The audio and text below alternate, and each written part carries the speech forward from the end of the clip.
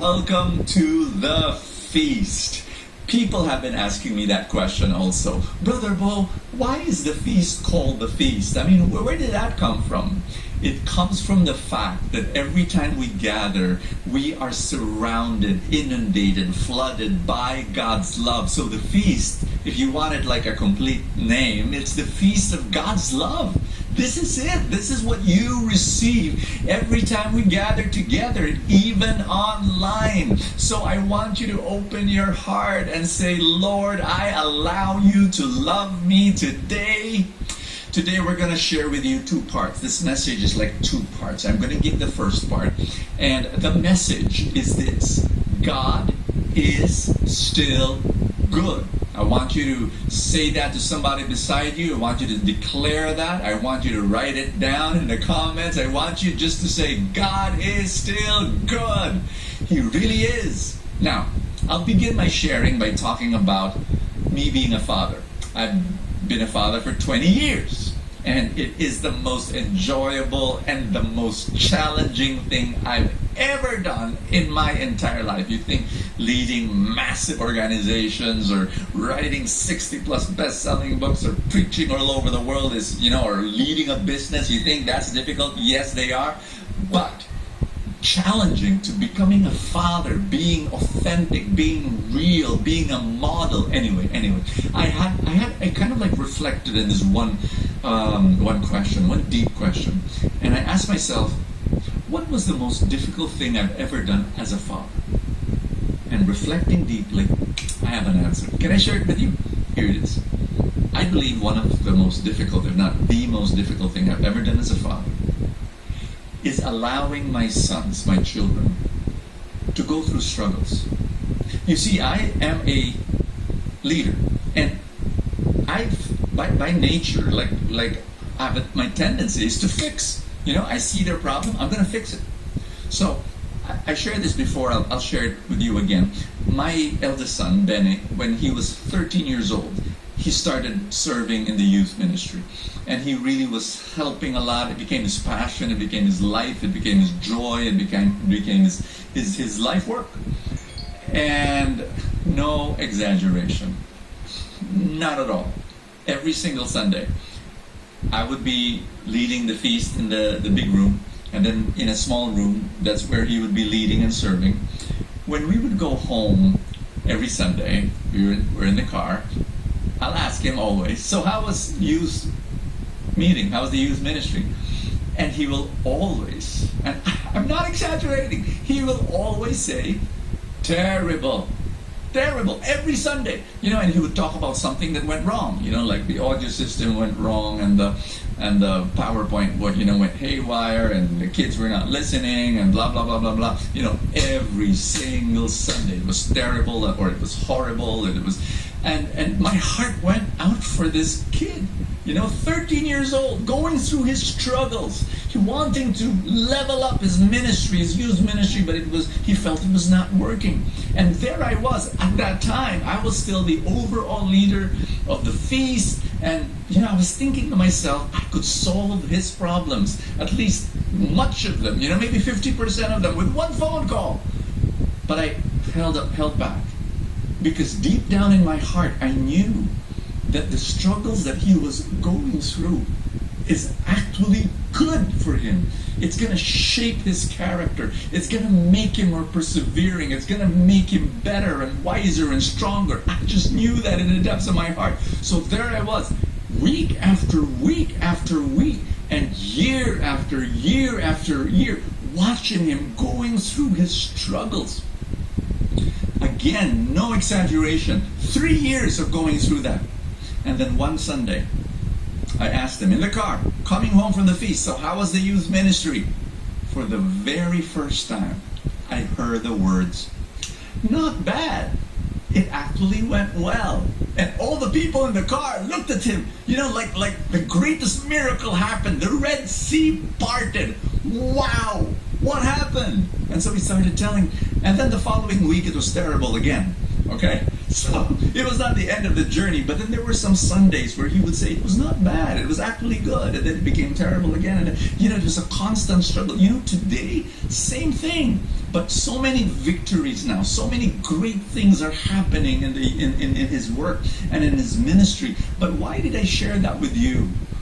To tell you that, can I burst a false expectation of some people? Can I burst it right now? Life is not fair. The earlier you accept that, the better. So you remove that false expectation, because some people expect that life is fair. Can I say that to you right now? Life is not fair. But listen to me. Even if life is not fair, God is still good. God is still good. And there are times in our lives when we want life to be fair, and when life is not fair, we think God is not caring, God is not loving, God is not answering our prayer, God is absent from us. But no, what He's allowing is the struggle so that we become stronger and better and wiser. Which brings us to our reading today, and I'm going to read it right now. Let's start.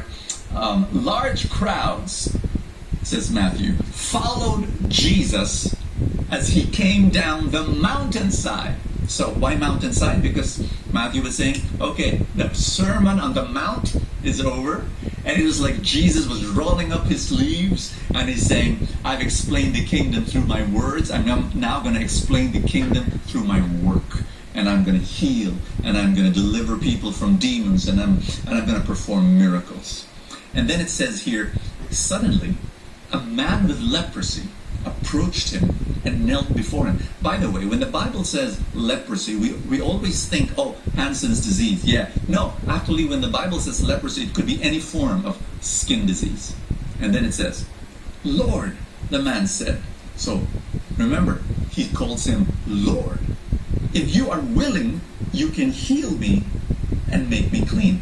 The word suddenly, it says there's suddenly a man. Why? I need to clarify this, that at that time, what he did was shocking. A leper does not approach just anybody, but that's what he did to Jesus. Because in the law of Moses, if you read the book of Leviticus, the leper was supposed to live in a leper colony. And that if he were to go around people who were non-lepers, he's supposed to shout, unclean, unclean, to warn them that he was passing by. And yet here it says, suddenly a man with leprosy approached Jesus and knelt before Him. And then he said, Lord, the man said, if you are willing, you can heal me and make me clean. Can I say this, that today, this is sad. I'm going to tell you about something sad. That there are some COVID patients who told me they feel like lepers.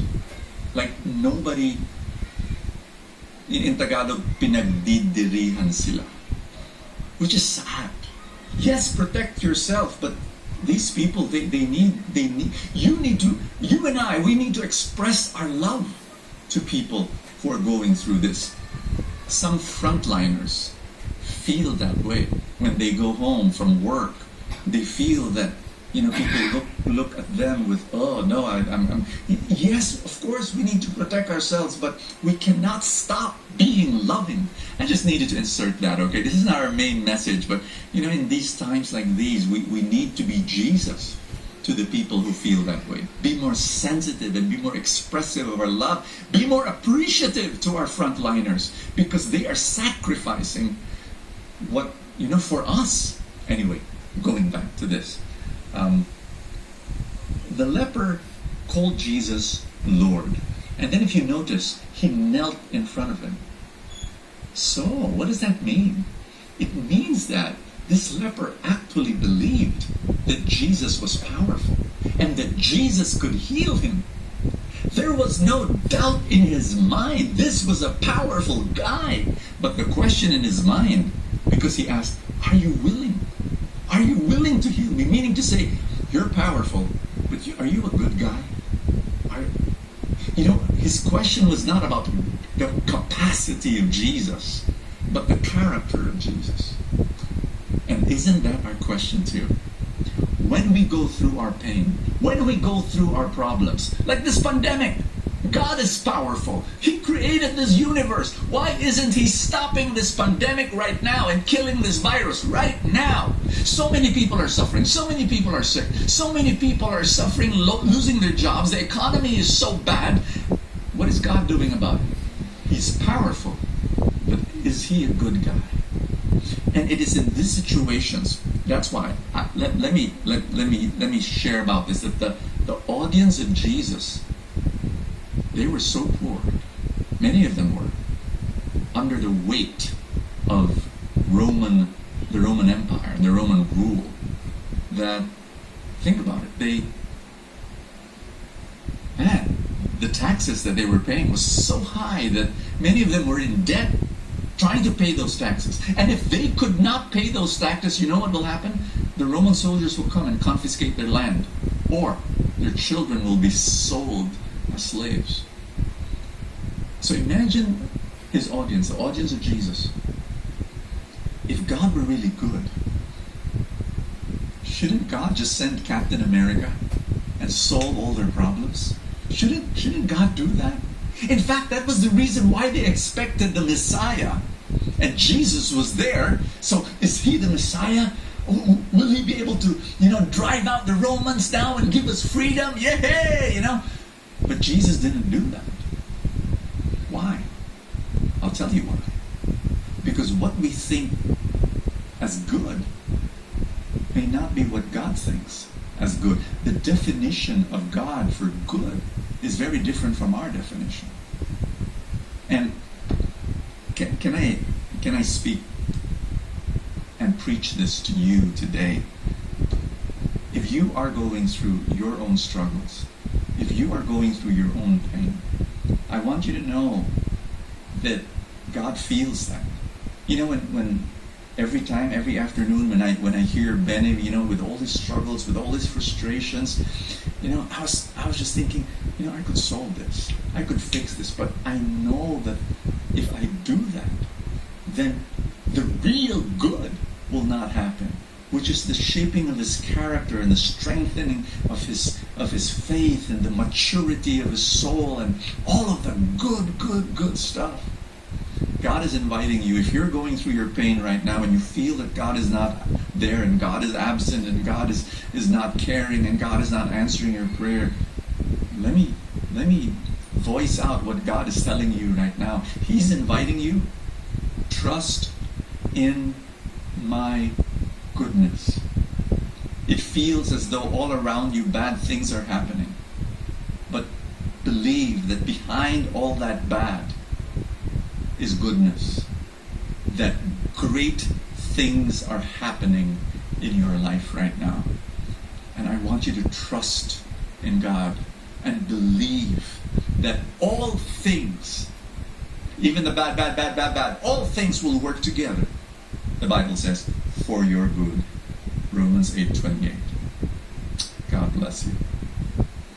Second message.